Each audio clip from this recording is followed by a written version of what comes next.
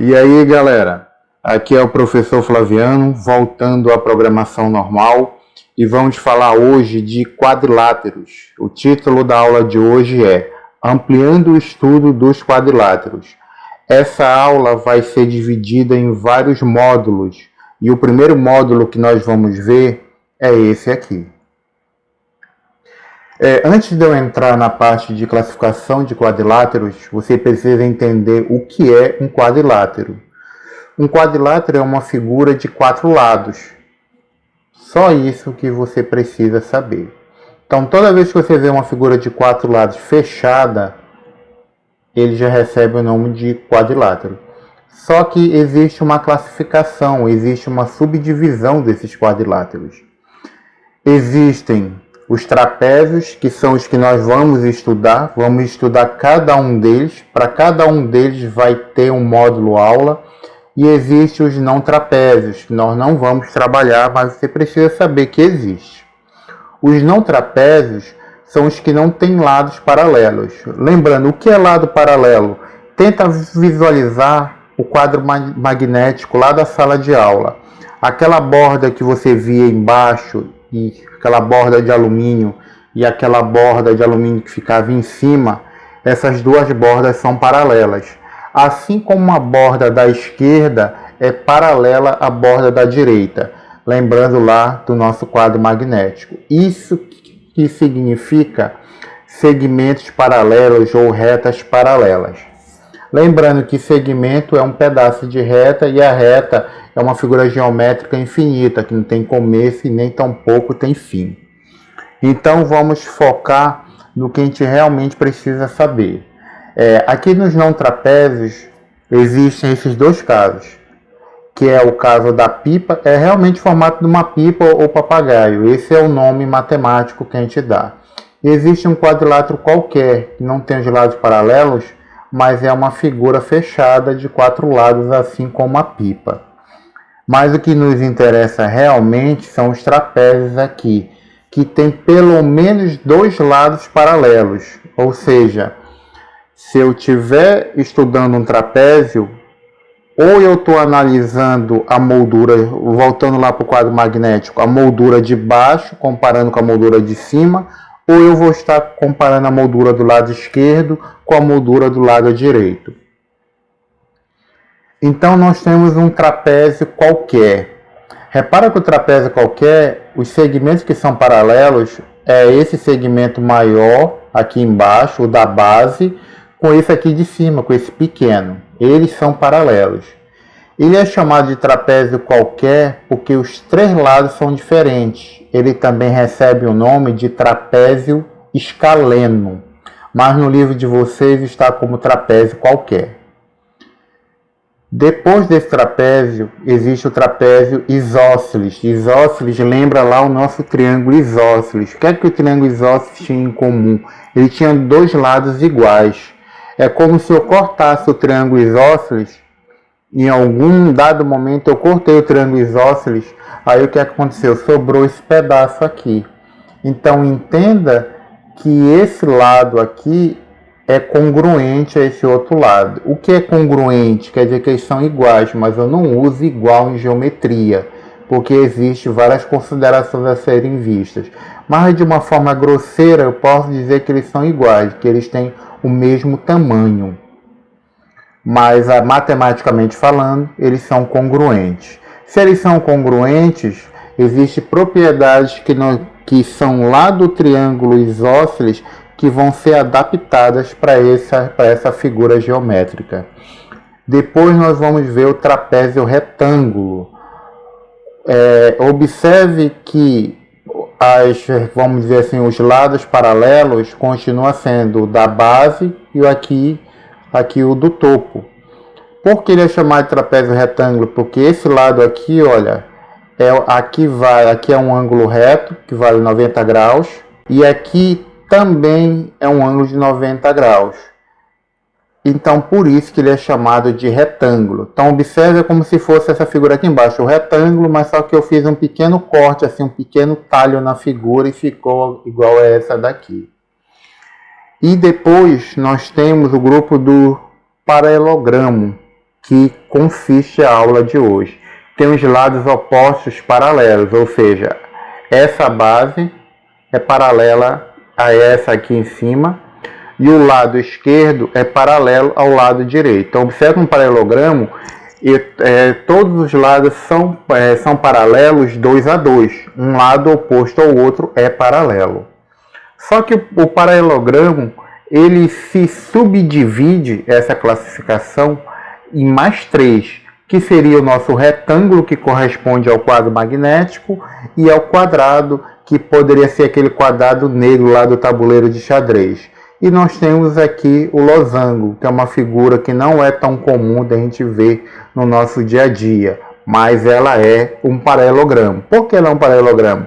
Porque esse lado aqui, quando você pega seu oposto, é paralelo, e esse outro lado aqui é paralelo ao outro. Por isso que é classificado como paralelogramo. Então hoje vamos falar só dos paralelogramos. O que é o paralelogramo? É todo quadrilátero cujos lados opostos são paralelos. Isso eu já até comentei já no slide anterior. Então você vai visualizar essa figura aqui, que vai aparecer no canto superior direito. O paralelogramo, por definição, é essa figura aqui. Tem os seus lados opostos paralelos. Então receba como é que eu escrevo lados paralelos, que às vezes pode aparecer no texto essa anotação aqui, que o segmento AB, que está aqui em cima, aparece essa barra dupla, quer dizer que é paralelo ao segmento CD.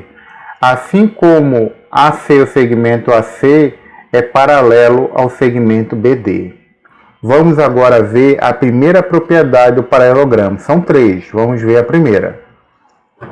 Propriedade 1. Em todo paralelogramo, 2 ângulos opostos são congruentes, têm medidas de aberturas iguais. E 2 ângulos não opostos são suplementares. O que significa suplementares? Que a soma das medidas de aberturas é igual a 180 graus. Já vou explicar melhor isso para vocês através de uma figura. Observe que essa propriedade é composta de 2 afirmativas, uma sobre os ângulos opostos, que seriam esses ângulos aqui em amarelo. Um está oposto ao outro. E os verdes aqui, um está oposto ao outro. Essa é a primeira característica que eu tenho, vamos dizer assim, a primeira parte da minha propriedade é que esses ângulos são congruentes, que o ângulo A é congruente ao ângulo D, ou seja, eles são iguais.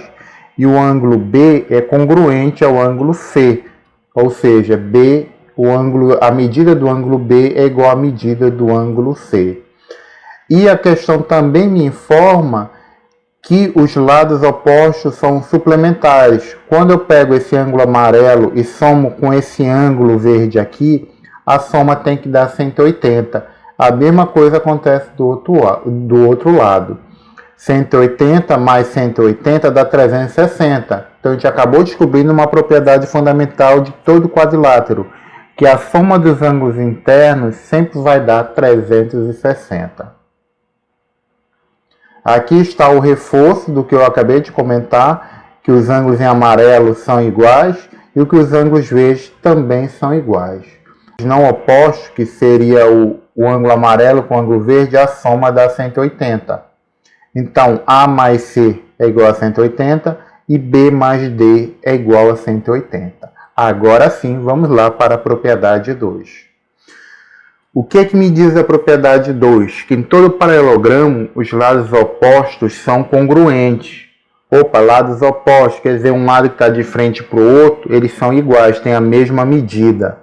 Então, o lado AC é congruente a BD. E o lado AB é congruente ao lado CD. O que é que significa isso matematicamente? Que o lado AC é igual a BD e que o lado AB é igual ao lado CD. É somente isso aqui. Vamos para a terceira propriedade? Em todo paralelogramo, as diagonais se intersectam no ponto médio. Se intersectam quer dizer que elas se cruzam, que elas se interceptam no ponto médio, ou seja, no meio. Você vai ter 2 diagonais, mas o que é diagonal mesmo? Vou te explicar agora através de desenho, só para relembrar. Essa linha em azul aqui é uma das diagonais do paralelogramo, que seria o segmento BC. E a linha aqui em verde é a outra diagonal. O que está me dizendo essa propriedade? Quando eu faço a interseção da linha azul com a linha verde, esse ponto aqui é o meio, é o ponto médio. Vai dividir as duas diagonais em dois pedaços iguais. Ou seja, AM vai ser igual a MD, assim como BM vai ser igual a MC. E aqui está reforçado matematicamente o que eu acabei de explicar. Vou passar um exemplo das três propriedades aqui. Vou trabalhar um exemplo da propriedade 1, que eu julgo ser a mais complicada. Aqui pode ter um pouco mais de detalhe, que pode exigir um pouco mais de recursos matemáticos. Exemplo do livro, naturalmente. Determine o valor de x e y para o paralelogramo ao lado. Repara que eu vou ter essa figura aqui. Aqui em cima mede 50 graus. Ele quer saber o valor desse arco aqui, desse ângulo aqui que vale x, e desse ângulo aqui representado em vermelho que corresponde ao y. Então eu vou transportar para cá para começar a resolver. Então repara que eu tenho três propriedades. A primeira propriedade ela fala de ângulos opostos e que ângulos não opostos a soma dá 180. E a segunda propriedade fala dos lados opostos serem iguais. E a terceira propriedade fala das diagonais do paralelogramo se encontrarem no ponto médio, se interceptarem no ponto médio. Então, não pode ser nem a propriedade 2 e nem tampouco a propriedade 3. Só me resta trabalhar em cima da propriedade 1, como eu já tinha até comentado anteriormente. Então, se aqui é 50, o ângulo oposto está aqui embaixo. Eles são congruentes. Então, obviamente, aqui embaixo tem que ser 50 também. Aí, o que acontece? Aqui deu 50. Aí, o outro ângulo que eu tenho agora para analisar, olha o que aconteceu. Aqui é 50 e aqui é 50. Quanto é que vai valer o ângulo X? Vai valer esse 130 aqui. Como foi que apareceu esse 130?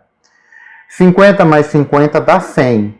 Como eu acabei de te falar, a soma dos ângulos internos do quadrilátero é 360. Então, basta pegar 360 menos 100, que vai dar 260. Então, a soma desses dois ângulos que sobrou tem que dar 260.